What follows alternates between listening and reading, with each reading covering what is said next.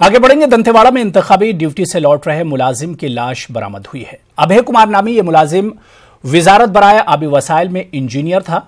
महलूक 12 नवंबर को दंतेवाड़ा में इंतखाबी ड्यूटी में शामिल था।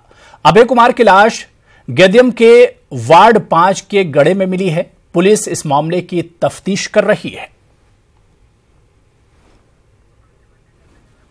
तो आपको बताते चलें कि कल ही पहले मरहले के तहत छत्तीसगढ़ में वोट डाले गए थे। 18 सीटों पर यह वोटिंग हुई थी, जिसमें दंतेवाड़ा जिला भी शामिल था और दंतेवाड़ा में भी वोटिंग हुई थी। और इसी दंतेवाड़ा में इंतखाबी ड्यूटी से लौट रहे मुलाजिम की लाश बरामद हुई है।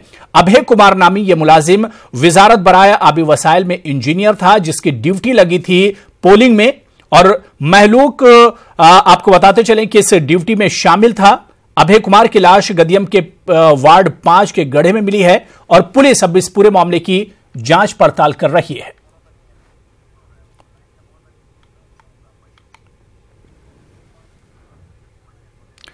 तो दंतेवाड़ा में इंतखाबी ड्यूटी से लौट रहे मुलाजिम की लाश बरामद हुई है। कल ही पोलिंग हुई है दंतेवाड़ा में और उसके बाद आज जब ये मुलाजिम लौट रहा था अपनी ड्यूटी अंजाम देके, उसके बाद इसकी लाश बरामद हुई है। एक गड़े से यह लाश बरामद हुई है और कल ही इसने अपनी ड्यूटी अंजाम दी थी। छत्तीसगढ़ इंतखाबात में पहले मरहले के तहत दंतेवाड़ा में कल वोटिंग हुई थी।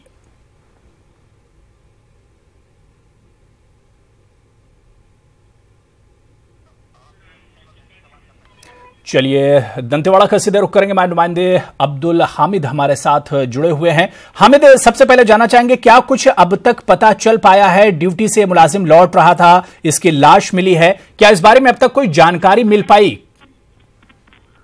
जैसा कि कल मतदान था दंतेवाड़ा में और यहाँ दंतेवाड़ा में पोलिंग बूथ में 118 नंबर पे यहाँ तैनात था। और यहाँ जब देर रात को ईवीएम मशीन और यह सब जमा करके स्ट्रांग रूम में आपने वापस घर जा रहा था, गीदम इसका घर पड़ता है, वहां पर आज सुबह इसकी शव पाया गया। जैसा कि यह बताया जा रहा है बिलासपुर का रहने वाला था और जल संसाधन विभाग में यह सब इंजीनियर के तौर पर पदस्थ था। जैसा कि सूचना पर पुलिस ने इसके शव को बरामद किया और फिलहाल मर्चुरी में रख दिया गया है। और ऐसा बताया जा रहा है कि यहाँ जब इसके बिलासपुर के परिजन आएंगे तब इसका पोस्टमार्टम किया जाएगा। हालांकि हत्या है या फिर एक्सीडेंटल केस है, गिरने की वजह से इनकी मौत हुई है, यह सब जांच का विषय है। पुलिस जांच जरूर कर रही है। हालांकि अब जब इनके परिजन पहुंचेंगे उसके बाद ही इस बात का खुलासा किया जाएगा कि यह हत्या किसी ने मार के इनको फेंक दिया है या फिर दुर्घटना में इनकी मौत हुई है। जी बिल्कुल, चलिए बहुत बहुत शुक्रिया, क्योंकि अब पोस्टमार्टम के बाद ही तस्वीर साफ होगी कि इनकी मौत हुई है या किसी ने इन्हें मार के डाल दिया है।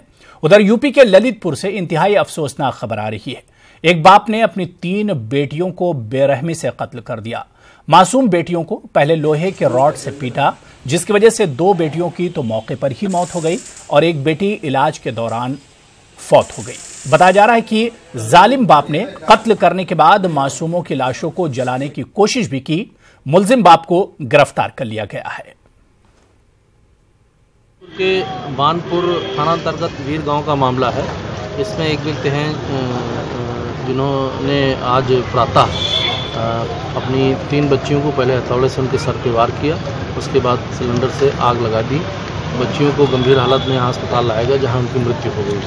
इसमें जो बच्चियों के पिता हैं जिन्होंने ये कृत्य किया है, उनको हिरासत में लेकर के पूछताछ की जा रही है। उन्होंने प्रथम दृष्टया यही बताया है और कि हमने जिस तरीके से उन्होंने मारा है उस तरीके से बात कबूल की है।